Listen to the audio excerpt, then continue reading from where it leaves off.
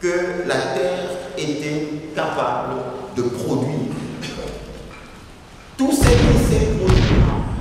Nous allons comprendre que ce sont les forces, ce sont les capacités, ce sont les réserves que Dieu a placées sur chacun de nous. Chaque personne, tu dois savoir que tu as quelque chose, Dieu a investi en toi.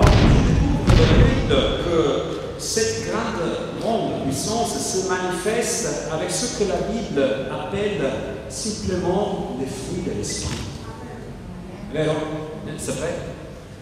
C'est-à-dire l'amour, la joie, la paix, la patience, la bonté, la bénignité, la fidélité, la douceur, la mort. Quand on sait se mettre en action, on devient puissant. On peut même partir de rien et devenir un tout. Parce que la société cherche d'abord à connaître Dieu. Parce que beaucoup de chrétiens sont rentrés par la fenêtre. Et il faut les ramener à la porte. Amen. La première chose à faire en tant que chrétien, c'est connaître Dieu. Cherche d'abord à connaître Dieu. En connaissant Dieu, tu découvriras le potentiel qui est en toi, ce que tu as mené à faire et ce que tu dois produire sur la terre. Ensuite, lorsque tu découvres ce don, lorsque tu découvres ce talent, maintenant, chéris-le, deviens esclave de ce don-là, deviens esclave de ton talent. Alléluia. Dieu nous a appelés à bouleverser le monde. Père, ne regarde même pas ta faiblesse. Alléluia. Ta faiblesse, tu verras le potentiel qui est en toi. Alléluia. Mais si tu regardes à ce que Jésus t'a dit, si tu crois en moi, tu feras les œuvres que moi j'ai fait. Et tu feras de plus grandes encore. Bien aimé, tu prendras ta clé et tu vas marcher maintenant. Témoigner Jésus, faire des grandes choses. Alléluia. Parce que la Bible dit que tout est possible à celui qui croit. Quand nous croyons en l'éternel, nous croyons que nous avons la clé, nous possédons la clé. Bien aimé le Seigneur, maintenant, peu importe l'heure. Parce que j'ai compris les clés du royaume, que je ne suis pas n'importe qui. Je suis appelé à impacter mon entourage, à impacter la société, que les gens sachent que je suis serviteur de Dieu. Parce que Dieu a mis les choses en moi. Mais j'ai fait les statistiques.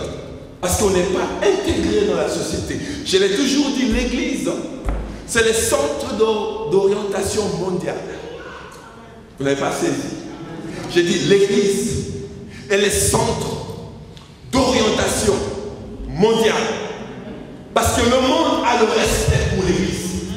Et nous, les enfants de Dieu qui sont dans l'église, nous devons être ça. Si Dieu est là. Amen. Bien-aimé, écrivons notre propre histoire. Sans que la médiocrité, ce n'est pas comme l'environnement des décourageurs. Comme Néhémie. Il savait qu'il y avait 100 comme Isha. Il a dit non, je ne peux pas. Il est sorti de l'environnement des décourageurs. Les décourageurs. Prie, quatrième clé, prie, mais entreprends aussi. Comme Néhémie, il combattait d'une main. Et le travail, l'autre main avait l'arme. Tu pries, mais tu entreprends. Avec la force que tu as, tu vas réussir.